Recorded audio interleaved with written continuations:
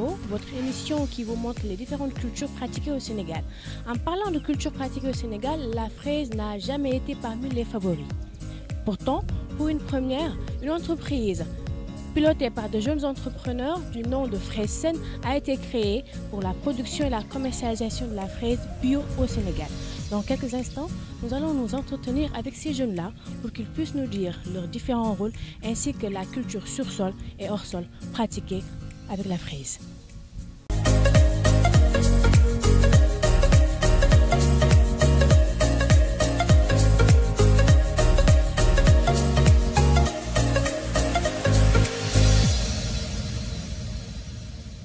Alors, bonjour Jessica.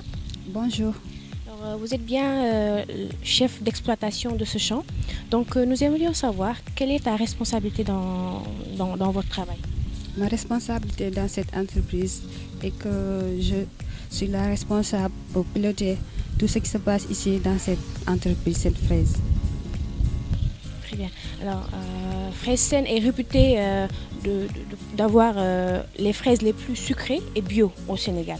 Quels sont les produits que vous utilisez lors de l'entretien de vos plantes?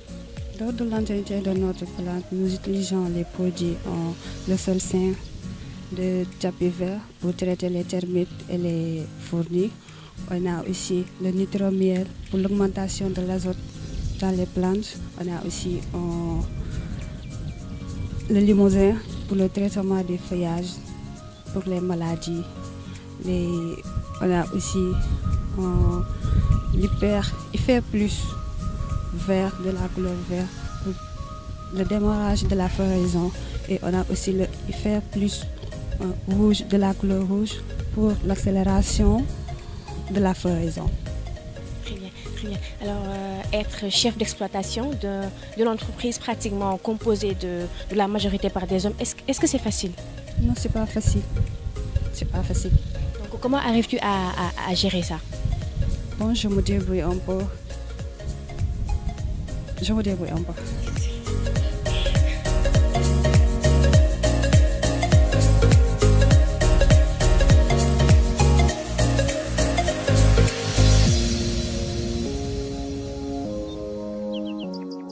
Famara, yow da nga nekkoon ancien militaire su ma juumul léegi après nga dugg ci mbay lan moo la motiver ba nga dugg ci mbay nga nekk ci ba nii nii. D'accord.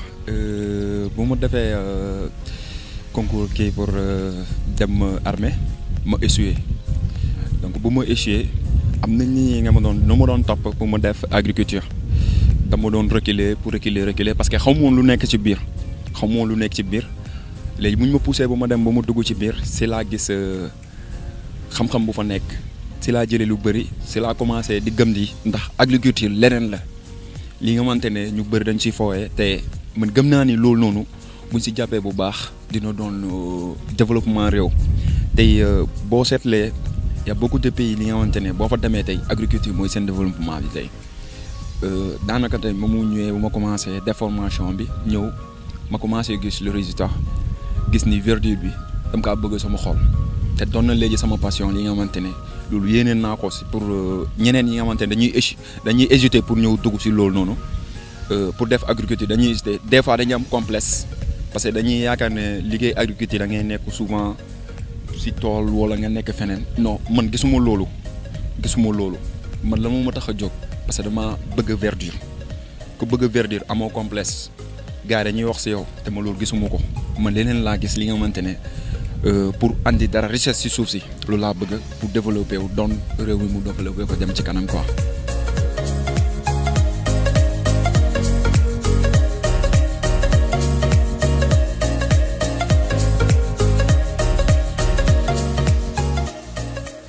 Mame Diarra, après ta présentation, nous aimerions savoir où est-ce que vous procurez des pieds de fraisier et comment faites-vous pour bien implanter vos fraisiers? Alors bonjour Boyo, c'est Mame Diarra, comme tu l'as si bien dit. Alors je suis la DGA et je suis chargée de tout ce qui est réception et du dispatching ou de la ventilation des fraisiers. Alors nos fraisiers nous viennent de l'un de nos partenaires qu'on a eu à connaître alors, qui est une entreprise tunisienne. Donc, nos produits nous viennent de la Tunisie. Alors, pour l'implantation, d'abord, avant de recevoir les fraisiers, il y a toute une préparation à respecter au préalable. Donc, vous allez forcément me poser la question à savoir comment. En fait, on va travailler la terre. Déjà, si la culture est hors sol, on a à déjà découper les bouteilles. Alors, après avoir découpé les bouteilles, on émet de la fumée, des extrêments. Alors, après cela, on va procéder à l'installation du système goutte à goutte. Alors, après installation, on va muer. En fait, on va arroser, mélanger l'eau et les excréments jusqu'à ce que ça soit mouillé, quoi. Donc, à partir de là, on reçoit nos fraisiers et on les repique. C'est un peu ça, quoi, le processus à suivre pour aboutir à des fraises. Maintenant, nous sommes avec Fodé, le responsable de la culture hors sol de la fraise. Bonjour Fodé. Bonjour Moïsao. Alors Fodé, pourquoi vous avez choisi de pratiquer la culture hors sol avec la fraise, ajoutée à la culture sur sol? Oui, je peux dire que la culture hors sol, c'est la principale domaine que j'ai choisi. En disant qu'un horticulteur doit être compétent dans tous les domaines. Ça fait longtemps que je suis dans l'agriculture, donc j'ai choisi ce domaine pour y être là-dedans. Très bien. Maintenant, quelles sont les différentes étapes à respecter avant de pratiquer la culture hors sol de la fraise? Donc, les différentes étapes sont avant, il faut préparer le terrain. Après avoir préparé le terrain, le fumier doit être disponible en place. Après, on amène les bidons ou bien les pots, on les perce. Après, on fait le rempotage pour que quand on arrose, l'eau doit s'infiltrer là-dedans. Alors, donc ça veut dire que maintenant, ce n'est plus un alibi de dire qu'on n'a pas de sol, donc on ne peut pas pratiquer l'agriculture, puisque maintenant, vous avez commencé à pratiquer la culture hors sol. Non, non, ça ne veut pas dire que si on n'a pas la terre, si on n'a pas le sol, si on n'a pas le hors sol, on ne doit pas cultiver la fraise. On peut bien cultiver la fraise en sous-sol. Mais le problème en est que ici nous sommes en deux phases.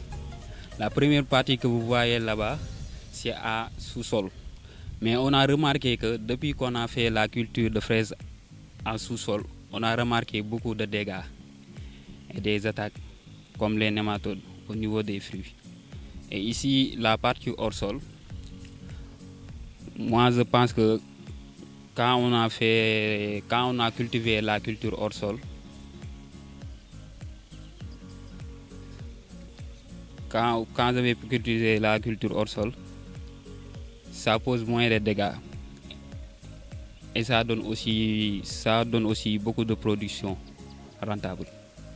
Maintenant, pour finir avec vous, de quoi avez-vous besoin pour que la fraise puisse se développer très bien? La fraise a besoin de 3 éléments essentiels. Le premier élément, c'est l'eau. L'eau doit être sur place. Et les éléments qui suivent, c'est le NPK. Quand on dit le NPK, c'est l'azote, phosphore et le potassium. Ce sont les 3 principaux éléments les plus importants pour que la fraise puisse se développer normalement. Aujourd'hui, nous allons parler de la fraise. La fraise fait partie de la famille des rosacées. Donc, il a été toujours soutenu que c'est impossible de cultiver la fraise au Sénégal, en Afrique de façon générale. Mais il y a une société, la société Fraise a totalement prouvé le contraire. Nous sommes dans le champ d'expérimentation et de production bio, de fraises bio que Fraise a initié récemment. Donc ici, nous avons des fraises sur sol et des fraises hors sol. Donc les différents défis que l'entreprise s'était fixés, c'est déjà de montrer que c'était possible de cultiver durant les périodes chaudes. Pour les personnes qui connaissent la fraise, ils vont certainement se dire que c'est impossible de cultiver la fraise durant les périodes chaudes. Mais ici, les fraises que vous avez vues ont été cultivées durant le mois d'octobre et il faisait 32 à 33 degrés. Donc pour les gens qui connaissent vraiment la fraise, ils vont se dire que ça c'est impossible. Donc il y a des pratiques culturelles qui ont été initiées pour permettre vraiment le développement et la mise en place de ces fraisiers durant cette période.